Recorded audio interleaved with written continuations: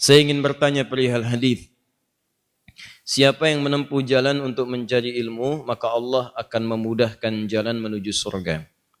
Yang ingin saya tanyakan, ilmu yang dimaksud berlaku hanya untuk ilmu agama ataukah ilmu umum? Baik. Kita cari dulu hadisnya ya. Ini ada di insyaallah di Ibnu Majah, nomor hadis 233, sering saya sampaikan. Perawinya sahabat Abu Darda, ya radhiyallahu taala anhu. Haddatsana qala Rasulullah sallallahu alaihi wasallam, kita bacakan hadisnya, man salaka tariqan yaltamisu fihi ilma sahhalallahu lahu tariqan ilal jannah wa innal malaikata la tad'u ajnihataha ridan li talibil ilmi. Hati-hati. Kalimat yang ditanyakan di sini kita terjemahkan dulu. Nabi menyampaikan man salaka tariqan yaltamisu fihi ilma. Siapa yang menyiapkan dirinya dengan serius menempuh perjalanan untuk belajar pengetahuan, maka Allah akan catat setiap langkahnya untuk memudahkan ia ke surga. Dan kalaulah penuntut ilmu mengetahui sejak ia berangkat, maka malaikat membentangkan sayapnya, menaungi dirinya, memberikan ridha kepadanya. Wa yastaghfiru lahu man fis samawati wal ardi hatta al-hitan allati fil bihar. Dan memohonkan kepada Allah ampunan, ya Allah ampuni dia, ampuni dia, ampuni dia, penduduk langit dan bumi yang baik-baik, sampai-sampai hiu-hiu yang ada di lautan kalau kita mengetahuinya. Status hadisnya sahih. Nah, kalimat di sini pengetahuannya diungkapkan dengan kata ilma. Bentuknya nakirah. Ilman.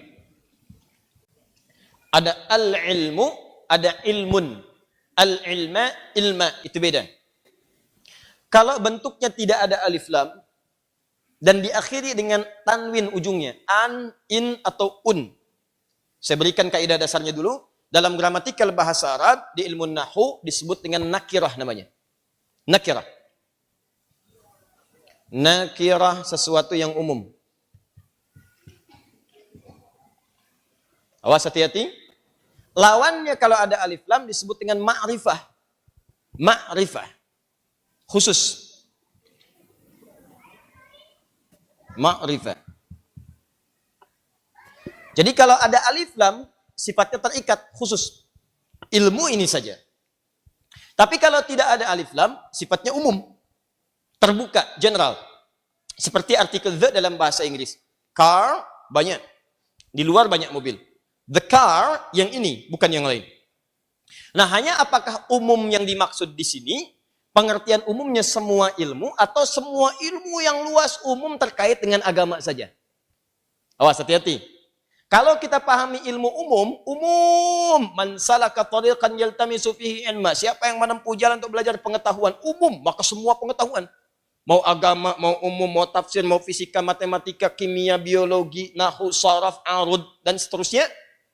Atau yang kedua, umum di sini dalam pengertian umum terkait dengan ilmu-ilmu agama. Luas, bukan tafsir saja, bukan Al-Quran saja, bukan fiqh saja, semua ilmu umum. Yang penting ilmu umum itu terkait dengan agama. Maka pemahaman para ahli hadis terkait dengan hadis ini dan redaksi ilmu ini yang dimaksudkan adalah ilmu-ilmu secara luas, secara umum, yang dengan belajar ilmu itu bisa menguatkan kemudian kepentingan agama. Ya. Intinya semua ilmu yang terkait dengan agama.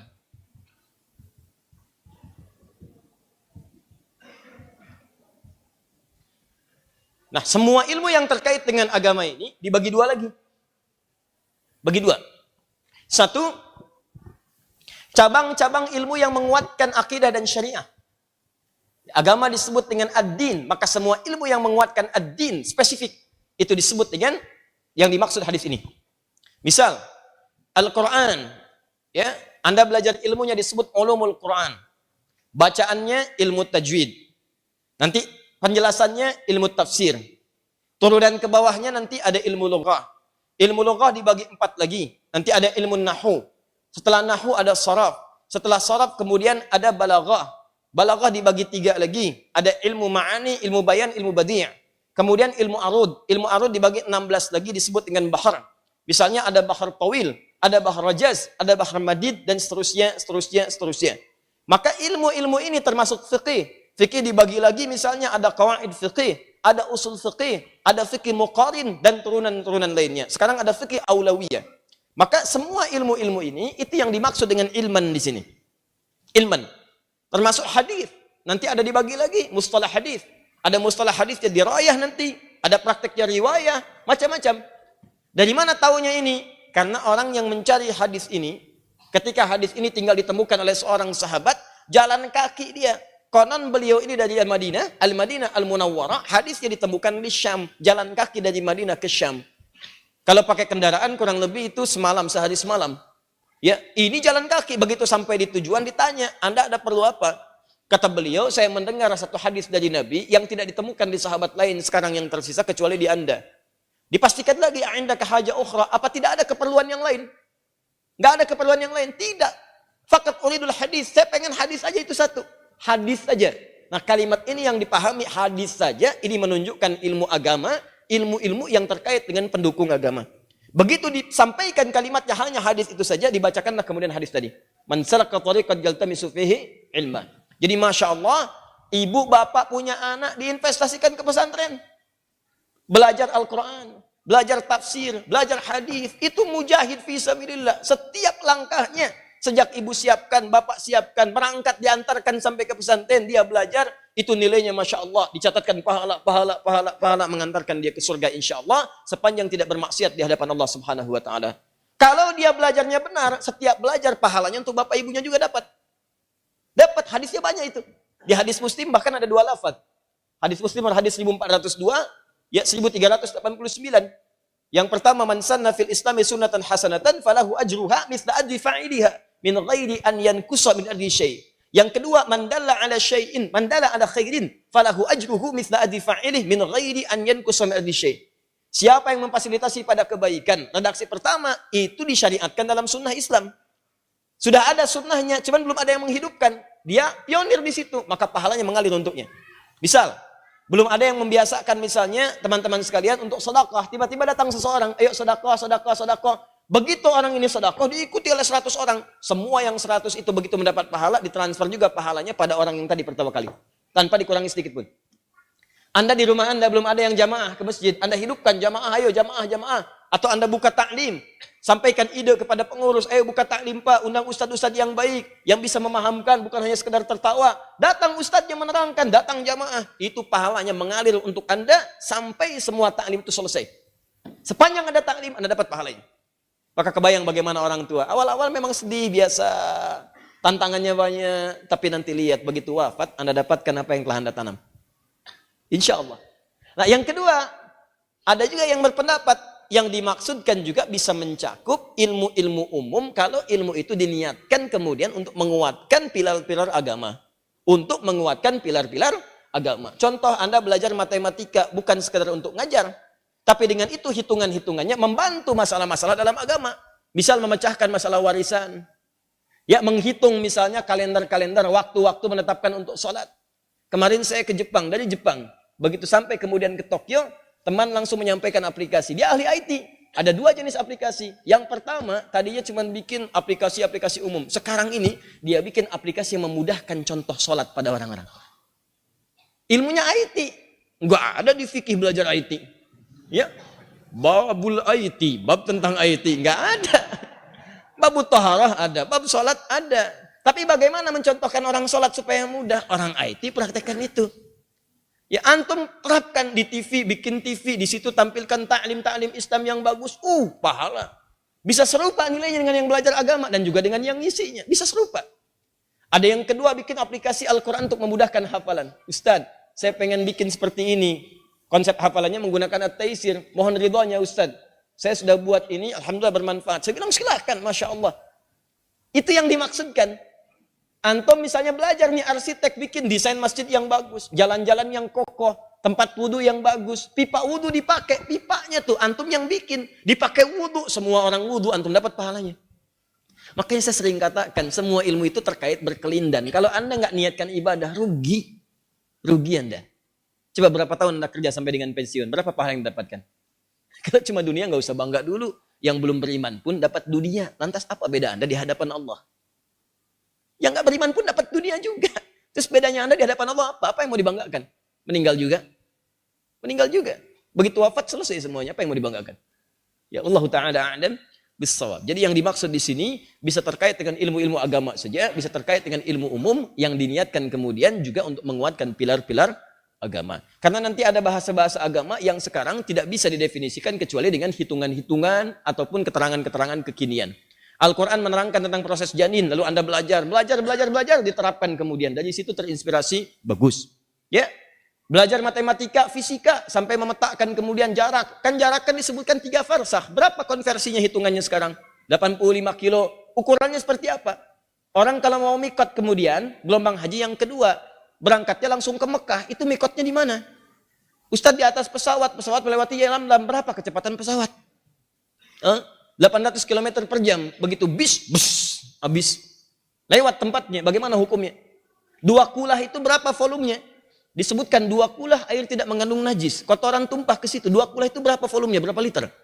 Nah, itulah kemudian yang saya maksudkan dengan ilmu-ilmu tadi. Maka mohon semua yang belajar baik di sekolah umum, apalagi sekolah agama, niatkan semua itu untuk meraih ridha Allah Subhanahu wa taala dan bukan sekadar mencari dunia tapi menguatkan pilar-pilar agama. Paham ya? Allah Ta'ala a'lam bis-shawab. Assalamualaikum warahmatullahi wabarakatuh. Assalamualaikum warahmatullahi wabarakatuh. Semoga Ustaz dan keluarga sudah diberikan keberkahan oleh Allah Subhanahu wa taala. Semoga Anda dan keluarga Anda diberikan yang lebih baik dibandingkan apa yang Anda sampaikan kepada saya. Dan semoga Allah muliakan Anda dan keluarga. Ustaz, saya seorang perawat ingin bertanya. Baik, saya seorang ustaz ingin menjawab. Jika mampu. Jika sudah terdengar azan dan saat itu saya sedang melakukan tugas tindakan medis kepada pasien, apakah saya termasuk orang yang lalai dalam menyegerakan sholat? Tidak. Saya senang dengan pertanyaan Anda ini. Masya Allah. Ada orang sedang sibuk menangani kondisi kemanusiaan, sifatnya darurat, masih ingat sholat. Ada orang suasana lenggang, sudah komat, masih nggak ingat.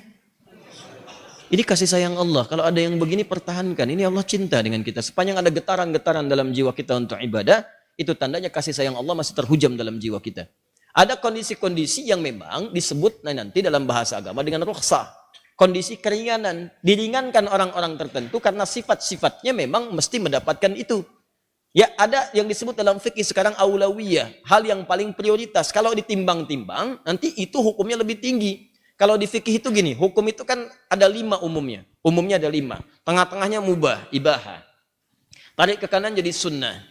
Kanan lagi jadi wajib. Ya, tarik ke kiri jadi makruh. Tarik lagi jadi haram. Baik, posisi sholat. Ini adzan nih, sudah panggilan.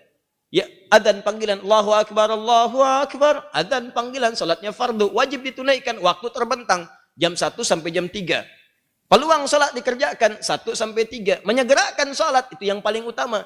Hanya kondisinya adalah, kalau saya segerakan sekarang, ini pasien bisa bermasalah. Apalagi yang sedang tindakan. Begitu dibuka perutnya, dilihat jantung bermasalah. Harus diambil tindakan. Adzan asar berkumandang. Allahu Akbar, Allahu Akbar. Maaf ya, panggilan Allah telah tiba. Sabar, tinggalin pulang, meninggal. Ya, nah hal-hal demikian itu nanti kaidah usul fikihnya mengatakan ad-daruratu tubihul mahdzurat. Hal-hal yang darurat membolehkan awalnya sesuatu yang terlarang, itu boleh kemudian ditangguhkan sampai mendapatkan keringanan untuk mengerjakannya. Jadi Anda lanjutkan tindakan medis ini, ya lanjutkan dengan baik, tangani dengan baik, dan di situ kemudian Anda niatkan dan memohon kepada Allah untuk bisa mengerjakan sholat dalam kondisi setelah menunaikan tugas yang telah diberikan itu. Jelas ya? Baik. Allah Ta'ala alam bis-shawab. Sebagai perawat saya memakai seragam. Sudah pasti. Ya, dan saat bertugas saya tidak mengetahui apakah seragam saya masih bersih dari najis, semisal percikan urin pasien atau darah pasien. Mustahil. Anda pasti tahu. Cek dulu. Ya, cek dulu. Menurut Ustadz bagaimana menyikapinya? Apakah setiap akan sholat harus ganti seragam? Anda tinggal dicek dulu. Ya, jadi sebelum sholat cek apakah ada percikan. Ya, kan najis itu bisa diketahui dari 3 hal. Ya, kata Nabi ada 3 hal bisa diketahui. Pertama, bisa baunya, cium. Ya, bau urin dengan bau sirop kan beda. Ya. Oh, ini sirop, ini urin. Ya, sirop nggak ada masalah, urin bermasalah, ya kan? Maka bersihkan. Tidak harus ganti pakaian, bersihkan, cuci dari najis. Bersihkan. Kemudian yang kedua, setelah baunya terasa misalnya tercium, warnanya lihat ada perubahan atau tidak. Ini ada noda darah kan kelihatan. Ya, darah merah, darah biru bangsawan, ya kan? Nah, kelihatan nampak. Bersihkan. Bersihkan. Tinggal rasanya. Waduh, Ustaz, urin bagaimana merasakannya? Nah, kalau rasa ini ghalabatul dhann. Ghalabatul dhann, prasangka kita yang paling kuat. Kalau bau sudah enggak ada, rasa hilang. Awas, hati-hati, harus cerdas dalam menyikapi. Dalam fikih itu tidak semua yang diungkapkan zahirnya seperti itu, nyatanya harus dikerjakan demikian. Lihat ilmunya. Ya, baju antum kena kotoran kucing. Waduh, dalam kaidah fikih 3, baunya, warnanya, rasanya. Bau hilang. Warna sudah enggak ada, rasa bagaimana? Apa dicicipin? Kan tidak. Namanya ghalabatul dhann.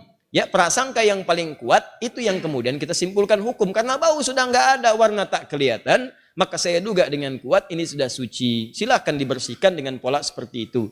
Kalau memang sulit, kotor demikian rupa, maka Anda carilah tempat yang baik, kemudian Anda ganti, Anda bekal. Ya, di Indonesia kadang-kadang suka bawa mukena misalnya kan? Untuk perempuannya. Ganti sementara untuk sholat dalam waktu 5 menit, pakai kembali, kemudian tunaikan kembali tugas kerja Anda. Kalau tak memungkinkan keadaannya bertahan dengan itu, tidak ada pakaian-pakaian yang lain, maka tunggu sampai tugas selesai, baru tunaikan sholat dengan pakaian yang bersih. Maka disitulah hukum Anda mengerjakannya. Jelas ya? Allah Ta'ala adam bisawab. Bekasi, 2 Mei 2019. Kepada YTH Bapak Ustadz Adi Hidayat di tempat atas nama baik. Assalamualaikum warahmatullahi wabarakatuh. Waalaikumsalam warahmatullahi wabarakatuh. Berdosakah saya seorang istri tidak mau diajak sholat berjamaah dengan suami karena suami maksa banget? Ini betul. Sebentar, saya tidak mengarang-arang. Saya nggak pernah ngarang saya. Sini mas. Baca. Ulangi. Baca. Assalamualaikum warahmatullahi wabarakatuh. Ya, pertanyaannya, berdosakah saya seorang istri tidak mau diajak sholat berjamaah dengan suami karena suami maksa banget? Sama. Ya. Dia istri antum yang tanya. Baik. Sedangkan wanita afdalnya di rumah. Menurut suami saya nggak mau dapat pahala 27 kali lipat. Apakah wanita tidak dapat 27 kali lipat kalau tidak sholat di masjid? Semoga Allah memuliakan Anda, suami Anda dan keluarga Anda, dan semoga Allah menghimpun Anda sekeluarga di surga dengan kebaikan insyaAllah.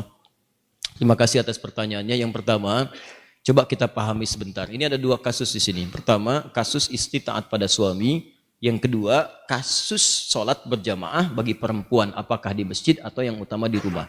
Saya mulai dari yang pertama dulu. Ibu, para istri, bertakwalah kepada Allah Subhanahu wa Ta'ala. Seperti suami pun dituntut bertakwa kepada Allah dengan menjaga pasangannya masing-masing dan memuliakan keduanya dengan niat ibadah kepada Allah Subhanahu wa Ta'ala. Buka Al-Quran surah keempat An-Nisa dengan namanya perempuan-perempuan ayat 34, paling kiri sebelah atas di mushaf.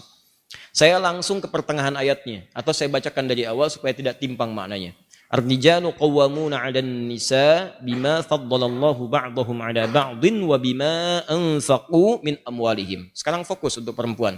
Fas-salihatu qanitatun hafizatun lil ghaibi bima hafizallah. Kata Allah, saya langsung ke bagian perempuan untuk terjemahannya. Ciri istri yang salihah itu utamanya ada dua. Satu, qanitatun, taat kepada Allah Subhanahu wa Ta'ala dengan cara menaati suaminya pada yang baik-baik. Jadi kalau suami meminta kepada yang baik-baik, itu istri wajib taat. Sepanjang kebaikan itu dibenarkan oleh Allah. Misal, mama sayang pakai jilbab ya, siapa? Ma sayang malam tahajud yuk, insya Allah. Mama ke taklim ya, insya Allah. Walaupun papa ke kantor, mama berangkat aja ikut tahsin, insya Allah. Itu kalau perempuan bisa seperti itu, akan ada satu ganjaran yang sangat luar biasa, bahkan sulit didapatkan oleh laki-laki. Hadisnya disebutkan dalam hadis At-Tirmidzi. Itu indah sekali pemberian Allahnya. Nah, apa yang disebutkan dalam hadis ini, itu yang nanti kita bacakan setelah menunaikan sholat Isya berjamaah. Ya, karena sudah masuk waktu Isya, kita segerakan menunaikan sholat terlebih dahulu. Subhanakallahumma bihamdika asyhadu an la ilaha illa anta astaghfiruka wa atubu ilaik. Assalamualaikum warahmatullahi wabarakatuh.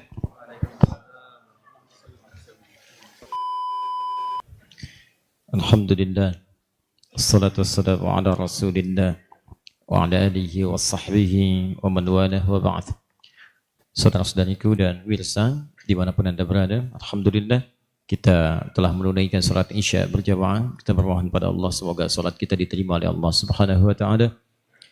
Demikian kami mengajak kepada yang belum menunaikan salat Isya di wilayah manapun di dunia, semoga Allah memberikan ketetapan hati, kekuatan jiwa untuk menunaikan salat Isya dengan penuh kekhusyuan.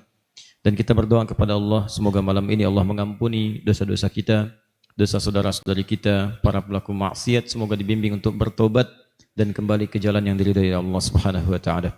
Dan mudah-mudahan Allah membersihkan hati kita dari segala hal yang kotor dan melapangkan jiwa kita dari penyakit-penyakit hati yang meracuni serta membebaskan kita dari perasaan-perasaan, kegelisahan dan hal-hal yang dilarang oleh agama. Baik, kita lanjutkan. Pertanyaan tadi yang disampaikan terakhir sebelum kita menunaikan salat Isya, bahwa ada dua persoalan status tentang perempuan, istri yang menaati suami. Kemudian yang kedua tentang hukum salat berjamaah bagi perempuan khususnya di masjid, seperti pertanyaan yang telah disampaikan.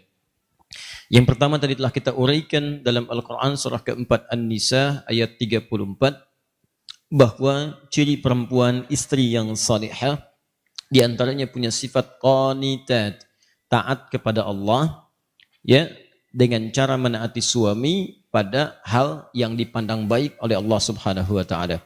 Maka jika ini terjadi, disebutkan kemudian dalam hadis-hadis sahih, disebutkan oleh Imam Ahmad dalam kitabnya bagian pertama halaman 191, juga dalam sahih Ibnu Hibban nomor hadis 1296, ya, disampaikan kemudian idza shallatil mar'atu salataha, ya, idza shallatil mar'atu salataha, di riwayat lain idza shallatil mar'atu khamsaha wa shamat shamaha wa hafizat farjaha wa ata'at zawjaha qila laha yaumal qiyamati, di riwayat lain tanpa yaumal qiyamah, qila laha udkhulil jannata min haitsu syi'ti, di riwayat lain udkhulil jannata haitsu syi'ti. Baik, jika ada seorang istri, seorang perempuan kemudian mengerjakan 4 hal dalam hidupnya. Yang pertama, dia menunaikan sholat fardu saja yang 5. Tidak pernah sholat sunnah selama hidupnya. Fardu 5 waktu.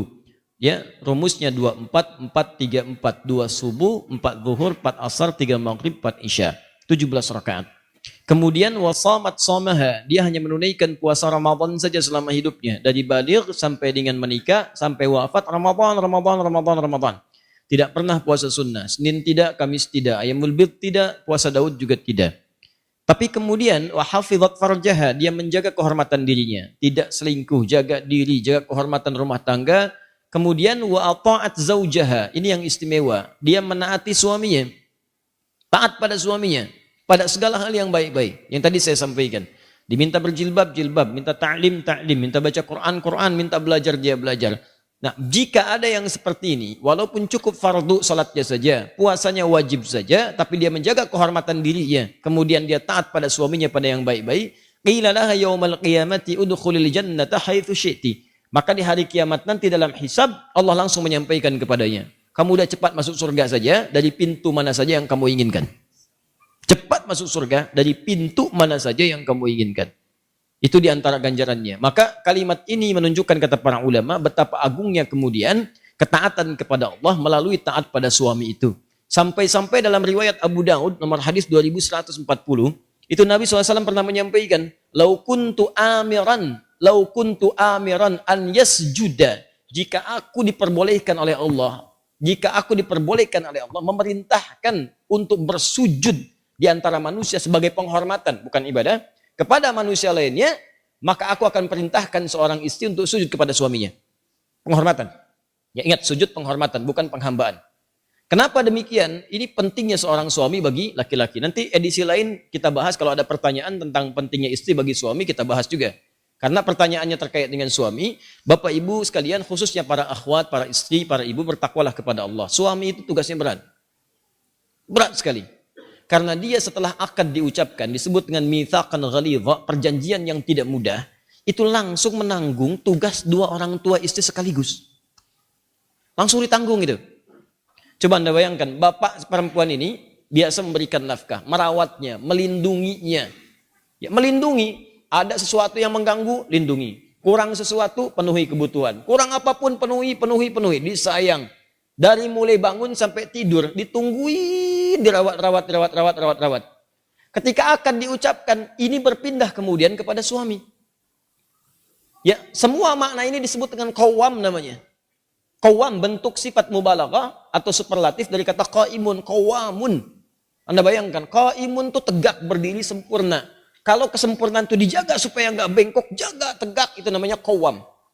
Gimana supaya tugas bapak tadi dijaga sempurna supaya nggak turun? Perhatian jaga. Makanya seringkali saya sampaikan, termasuk saya mencoba mempraktikkan, kita sering mendoakan. Ya, pada istri itu juga hati-hati. Kalau Anda mau marah berkata-kata kasar, ingatlah dia anak perempuan dari seorang ayah.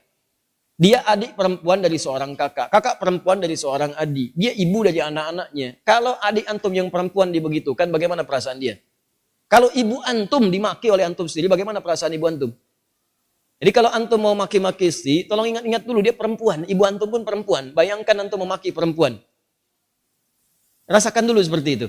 Dan antum harus ingat, dia dititipkan oleh bapaknya kepada antum. Mudah bagi Allah memilih laki-laki lain, tapi yang dipilih Anda.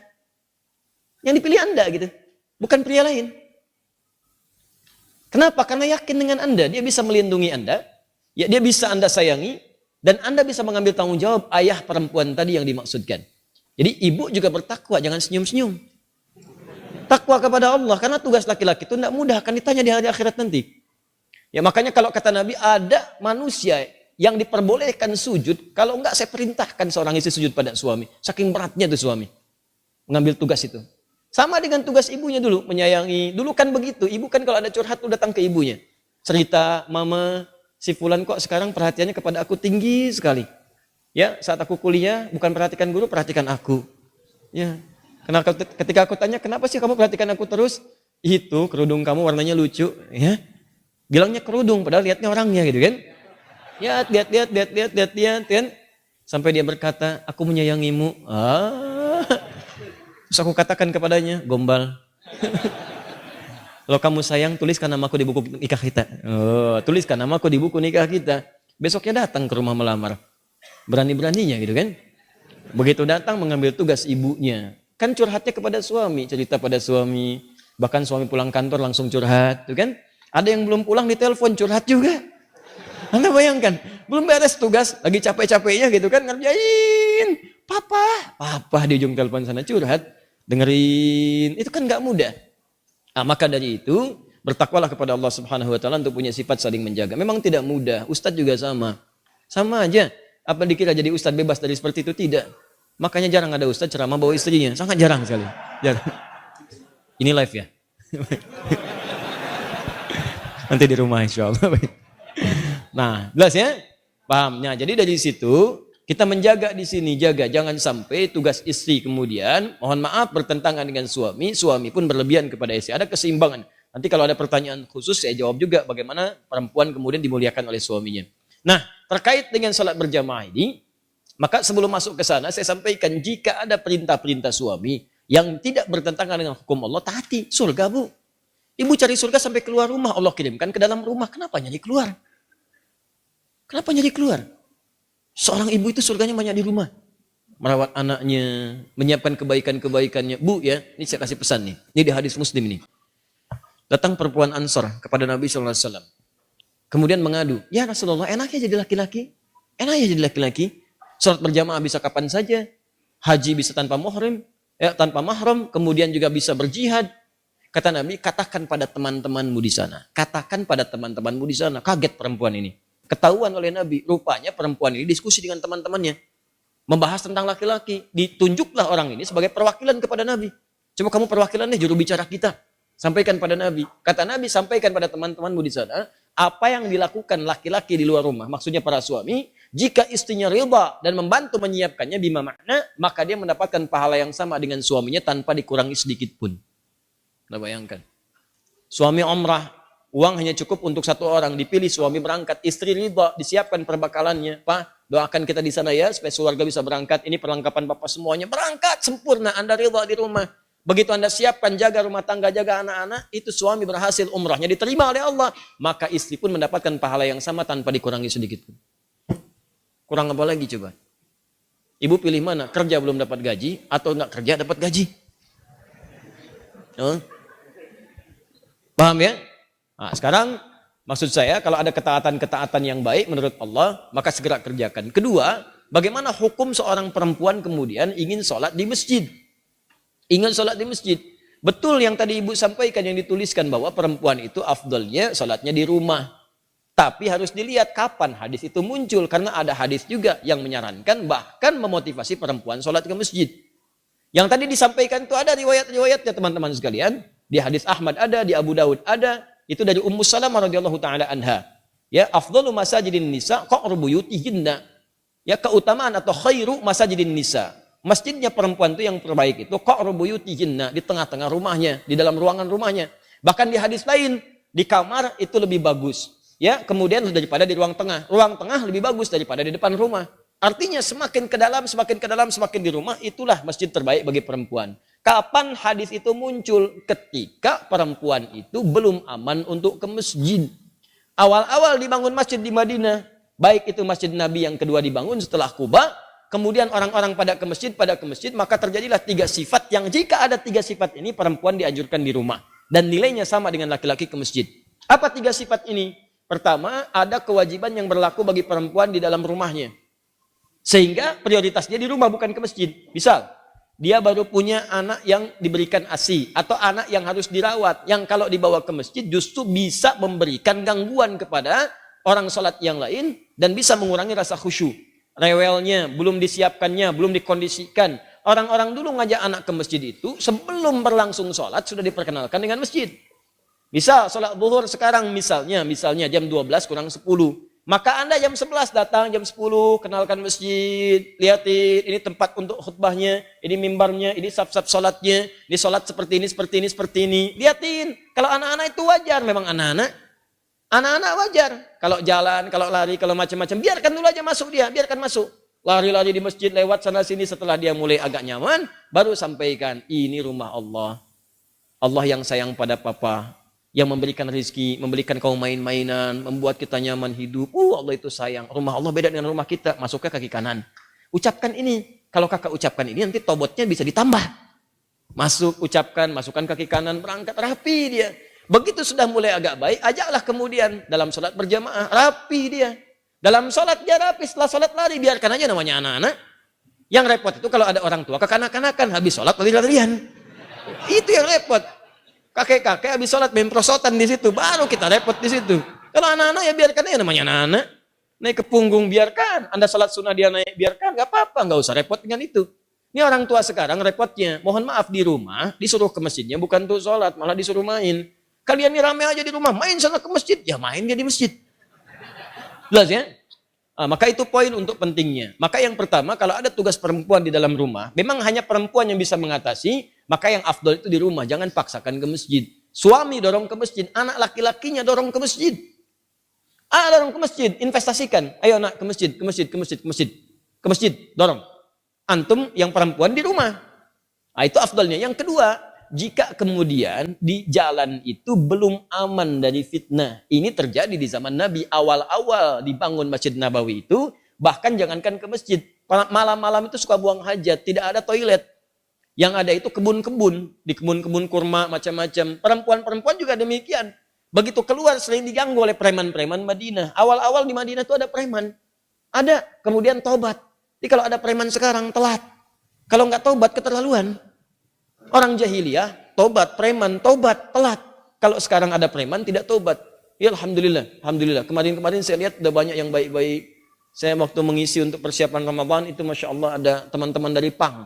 Sahabat-sahabat PANG, Masya Allah tampilan badannya macam-macamnya. Tapi Masya Allah tobat mereka. Begitu bertobat, hal pertama yang mereka lakukan adalah mengganti namanya. Dari PANG menjadi pengajian. Ya, PANG jadi pengajian. Tobat. Nah itu diganggu perempuan-perempuan itu, sering diusilin. Sampai bahkan turun ayat tentang jilbab. Ya ayuhan nabiyyu qul li azwajika wa banatika wa nisa'il mu'minin yudnina min jalabibihinna. Hei Nabi, katakan pada istrimu, anak-anak perempuanmu dan perempuan-perempuan yang beriman, sampaikan pada mereka, rendahkan jilbab-jilbab mereka. Ya, asa an yu'rafna fala yu'dzain, sehingga mereka bisa dikenali dan tidak diganggu lagi. Turun ayat ini, turun tentang ayat merendahkan jilbab. Setelah itu masyarakat menyebar. Nah, yang ketiga, memang tidak ada tempat khusus untuk perempuan. Adanya laki-laki saja. Jadi kalau masuk ke sana dia khawatirkan ikhtilaf.